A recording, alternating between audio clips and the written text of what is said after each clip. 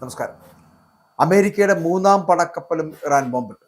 കടൽ യുദ്ധം രൂക്ഷമായി. വെടിവെച്ചു കൊല്ലാൻ ട്രംപ്. സത്യത്തിൽ വെടിനിർത്തൽ ഉണ്ടായോ, അതോ വെറും പ്രഹസനമായിരുന്നോ ഈ വെടിനിർത്തൽ പ്രഖ്യാപനം? കാരണം കടൽ യുദ്ധം രൂക്ഷമാവുകയാണ്. അമേരിക്കയുടെ മൂന്നാം പടക്കപ്പലും ഇറാൻ സേനയെ വളയുന്ന സാഹചര്യമുണ്ടായി. ഇറാൻ പട ഈ പടക്കപ്പലുകളൊക്കെ ബോംബിട്ട് നശിപ്പിക്കുന്നതിന് ഒരുങ്ങുകയും ചെയ്തു. അവസാനം പശ്ചിമേഷ്യയിൽ USS ജോർജ് ബുഷ് എന്ന പടക്കപ്പൽ കൂടി നങ്കൂരമിട്ടിരിക്കുന്നു. കപ്പലുകൾ ആക്രമിക്കുന്ന ബോട്ടുകളെയും സൈന്യത്തെയും ഒക്കെ വെടിവെച്ചു കൊല്ലുവാൻ ട്രംപ് ഉത്തരവിട്ടിരിക്കുന്നു. ഇതിലൊന്നും ഒരു കുലുക്കമില്ലാതെ, ഇതൊന്നും പറഞ്ഞിട്ടും ഒന്നും പ്രതികരിക്കാതെ ഇറാൻ മുന്നോട്ട് പോകുന്നു. ഹോർമൂസിൽ കടൽ യുദ്ധ സമാന സാഹചര്യം ഉണ്ടായിരിക്കുന്നു. ഇനിയുള്ള മണിക്കൂറിൽ പശ്ചിമേഷ്യയിൽ എന്തു വേണമെങ്കിലും സംഭവിക്കാം. പശ്ചിമേഷ്യയിൽ സമാധാനം പുലരുമെന്ന് കരുതിയവർക്ക് തെറ്റി. ഇസ്രായേൽ ഇറാൻ സംഘർഷത്തിൽ 2 ആഴ്ചത്തെ താൽക്കാലിക വെടിനിർത്തൽ പ്രഖ്യാപിച്ചിരിക്കെ അണിയറയിൽ അമേരിക്ക നടത്തുന്നത് വലിയ നീക്കങ്ങളാണ്. വെടിനിർത്തലിന്റെ മറവിൽ ഇറാനെ പൂർണ്ണമായിട്ടും വരിഞ്ഞു മുറുക്കുവാൻ തക്ക സൈനിക സന്നാഹമാണ് അമേരിക്ക ഇപ്പോൾ പശ്ചിമേഷ്യയിൽ ഒരുക്കിയിരിക്കുന്നത്. അമേരിക്കയുടെ ഏറ്റവും കരുത്തുറ്റ യുദ്ധക്കപ്പലുകളിൽ ഒന്നായിട്ടുള്ള USS ജോർജ് W. ബുഷ് അതുകൂടി മേഖലയിലെത്തിയതോടുകൂടി ഇറാൻ അക്ഷരാർത്ഥത്തിൽ US പടക്കപ്പലുകളുടെ നിരീക്ഷണ വലയത്തിലാകുന്നു എന്നുള്ളതാണ്. നിലവിൽ പശ്ചിമേഷ്യൻ കടൽത്തീരങ്ങളിൽ അമേരിക്ക വിന്യസിച്ചിരിക്കുന്നത് 1 അല്ല 2 അല്ല 3 കൂറ്റൻ വിമാനവാഹിനി കപ്പലുകളെയാണ്. ഇതോടെ ഈ മേഖലയിൽ നിലയുറപ്പിച്ചിരിക്കുന്ന കൂറ്റൻ അമേരിക്കൻ യുദ്ധക്കപ്പലുകളുടെ എണ്ണം 3 ആയിത്തീരുന്നു. ഏപ്രിൽ 23-ന് വിമാനവാഹിനി കപ്പൽ ഇന്ത്യൻ മഹാസമുദ്രത്തിലെ US സെൻട്രൽ കമാൻഡിന്റെ പരിധിയിലെത്തിയതായിട്ട് സൈന്യം സ്ഥിരീകരിച്ചു. USS Gerald R. ഫോർട്ട് ചെങ്കടലിലും മറ്റൊന്ന് USS എബ്രഹാം ലിങ്കൺ മേഖലയിലെ മറ്റു ഭാഗങ്ങളിലുമായിട്ട് നിലവിൽ പെട്രോളിംഗ് നടത്തുകയാണ്. ഫെബ്രുവരി അവസാനം ഇറാനെതിരെ ആരംഭിച്ച US ഇസ്രായേൽ വ്യോമാക്രമണങ്ങൾക്ക് 2 ആഴ്ചത്തെ താൽക്കാലിക വെടിനിർത്തൽ പ്രഖ്യാപിച്ചിരിക്കുന്ന സാഹചര്യത്തിലാണ് മൂന്നാമത്തെ വിമാനവാഹിനി കപ്പലിന്റെ ഈ വിന്യാസം എന്നത് ശ്രദ്ധേയമാണ്. ഈ യുദ്ധക്കപ്പലുകൾക്കൊപ്പം പിന്തുണയ്ക്കായിട്ട് മറ്റ് നിരവധി സായുധ കപ്പലുകളും മേഖലയിലുണ്ട്. ഇതിലൂടെ പശ്ചിമേഷ്യയിൽ തങ്ങളുടെ സൈനിക സാന്നിധ്യം ശക്തമാക്കാനാണ് അമേരിക്ക ലക്ഷ്യമിടുന്നത് എന്നുള്ളതാണ്. ഇറാൻ നാവികസേനയുടെ ബോട്ടുകൾക്ക് നേരെ നിറയൊഴിക്കുവാനും കൊല്ലാനും താൻ ഉത്തരവിട്ടിട്ടുണ്ട് എന്ന് അമേരിക്കൻ പ്രസിഡന്റ് ഡൊണാൾഡ് ട്രംപ് പറഞ്ഞു വയ്ക്കുമ്പോൾ ഹോർമൂസ് കടലിടുക്കിലെ വെള്ളത്തിൽ മൈനുകൾ സ്ഥാപിക്കുന്ന എല്ലാ ബോട്ടുകളെയും നശിപ്പിക്കണമെന്നും തങ്ങളുടെ മൈൻ ഷിപ്സ് അഥവാ അവ മുഴുവൻ വൃത്തിയാക്കണമെന്നും അല്ലെങ്കിൽ വൃത്തിയാക്കി എടുക്കുകയാണ് എന്നും ട്രംപ് ഒരു കുറിപ്പിലൂടെ പറയുന്നത് എന്തുകൊണ്ടായിരിക്കും? കാരണം തനിക്കെതിരെ ആക്രമണത്തിന് വരുന്നവരെ കൊല്ലുക എന്നതിൽ കുറഞ്ഞത് ഒന്നും ചെയ്യേണ്ട എന്നാണ്. നശിപ്പിച്ചു കളയുക. ഹോർമൂസ് കടലിടുക്കിലെ വെള്ളത്തിൽ മൈനുകൾ സ്ഥാപിക്കുന്ന എല്ലാ ബോട്ടുകളെയും വെടിവെച്ചു കൊല്ലുവാൻ തന്നെയാണ് യുണൈറ്റഡ് സ്റ്റേറ്റ്സ് നാവികസേനയോട് ഇപ്പോൾ ട്രംപ് ഉത്തരവിട്ടിരിക്കുന്നത്.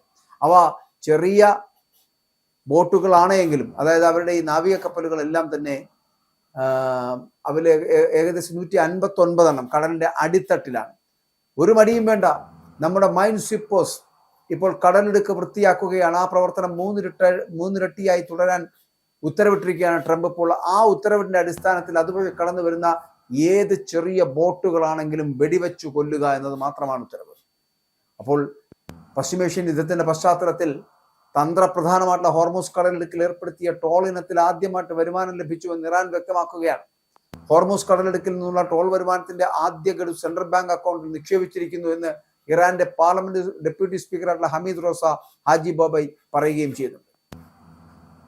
ഇവിടെ ഇറാനിയൻ മാധ്യമങ്ങളും ഒപ്പം തന്നെ ഇറാൻ വാർത്താ ഏജൻസികൾക്കുമൊക്കെ റിപ്പോർട്ട് ചെയ്യുന്നതിന്റെ അടിസ്ഥാനത്തിൽ അമേരിക്കൻ യുദ്ധക്കപ്പലുകൾ യുദ്ധം അവസാനിപ്പിച്ചതിന് ശേഷവും വീണ്ടും കടന്നു വരുന്നുണ്ട് എങ്കിൽ, അല്ലെങ്കിൽ ഒരു വെടിനിർത്തൽ പ്രഖ്യാപിച്ചതിന് ശേഷവും വീണ്ടും അതിർത്തിയിലേക്ക് കടന്നു വരുന്നുണ്ട് എങ്കിൽ അത് യുദ്ധത്തിന് വേണ്ടി തന്നെയാണ്, അല്ലാതെ അത് സമാധാനത്തിന് വേണ്ടിയിട്ടല്ല എന്നതാണ്.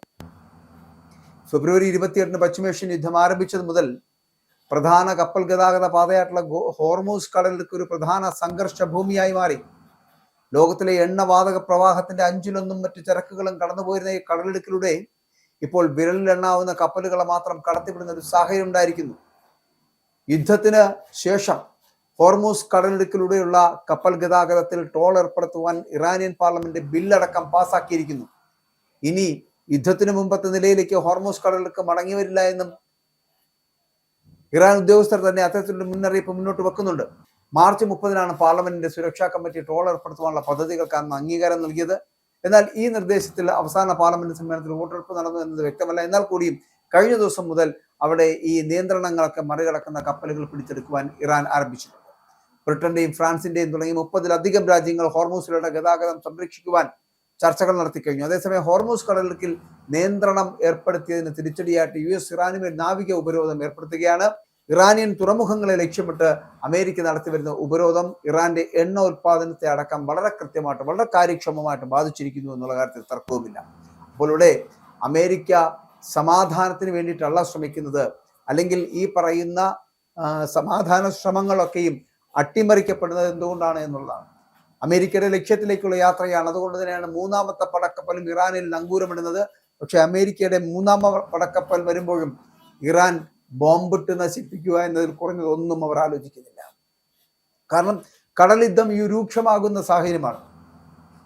ഒരു 2 ആഴ്ചത്തെ കാലത്തേക്കുള്ള വെടിനിർത്തൽ പ്രഖ്യാപനം നടന്നിട്ട് പോലും ആ വെടിനിർത്തൽ പ്രഖ്യാപന കാലത്ത് പോലും ഇത്തരത്തിലുള്ള ആക്രമണങ്ങൾ, കടൽ യുദ്ധങ്ങൾ നടക്കുന്നുണ്ട് എങ്കിൽ അതിനർത്ഥം ഇത് സമാധാനത്തിന്റെ പാതയിലേക്കുള്ള യാത്രയല്ല, അല്ലെങ്കിൽ ചർച്ചകൾ നടത്തി അതിലൂടെ വിജയം കൈവരിക്കുവാനുള്ള യാത്രയല്ല, പകരം ഇത് തകർത്തെറിയുന്ന ഒരു സംവിധാനമാണ് എന്നതാണ്. അപ്പോൾ അമേരിക്കയുടെ മൂന്നാം പടക്കപ്പലും ഇറാനിൽ എത്തിക്കഴിയുമ്പോൾ അതിനെ ബോംബിടുക, കടൽ യുദ്ധം രൂക്ഷമായിട്ട് ഇങ്ങനെ മുന്നോട്ട് പോയിക്കൊണ്ടിരിക്കുക, വെടിവെച്ചു കൊല്ലുവാനുള്ള ട്രംപിന്റെ ഉത്തരവുണ്ടാവുക, ഈ ഉത്തരവുകളും ഈ സംവിധാനങ്ങളും ഒക്കെ മുന്നോട്ട് പോകുന്നത് ഈ യുദ്ധം അവസാനിക്കുന്നില്ല എന്നതിൻ്റെ സൂചനകളാണ്.